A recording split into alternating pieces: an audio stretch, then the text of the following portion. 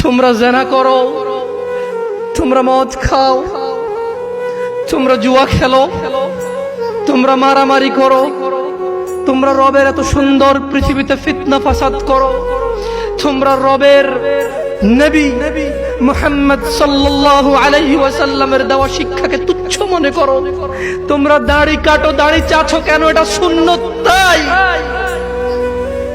তোমরা টাকনুর নিচে কাপড় পরো, উপরে পরো না কেন? এটা সুন্নত তাই। তোমরা এই যে তুচ্ছ করো মুহাম্মদ মুস্তাফা সাল্লাল্লাহু আলাইহি ওয়াসাল্লামের সুন্নাতকে। রব বলছে তুমি সত্য বলো, তোমার আমাল সংশোধন করে দেব, তোমার হৃদয় পরিবর্তন করব আমি আল্লাহ। তুমি শুধু সত্য বলো, তুমি সত্য বলো, আমি আল্লাহ তোমার হৃদয়ের মধ্যে নিয়ামত দিয়ে দেব, দয়া দিয়ে দেব, তোমার হৃদয়কে নরম করে দেব, যাতে তোমার কৃতকর্ম সংশোধন হয়ে যায়।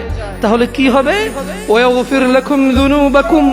বাবা মায়ের সাথে অন্যায় করো, তাদেরকে চোখ রাঙিয়ে কথা বলো, আমি তোমাকে ক্ষমা করে দেব, কিন্তু তুমি আজ থেকে ওটা বন্ধ করে সত্য বলো, লা ইলাহা ইল্লাল্লাহ, সুবহানাল্লাহ, সুবহানাল্লাহ। ওয়াগফির লাকুম যুনুবাকুম ওয়া মান ইউতি'িল্লাহ।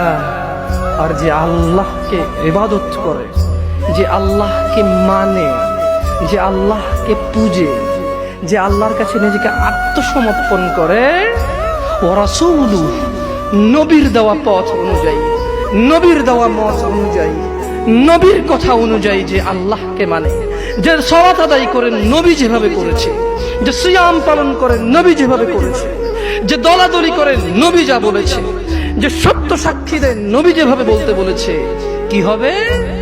ফাকাদ ফাজ, সে জিতে যাবে,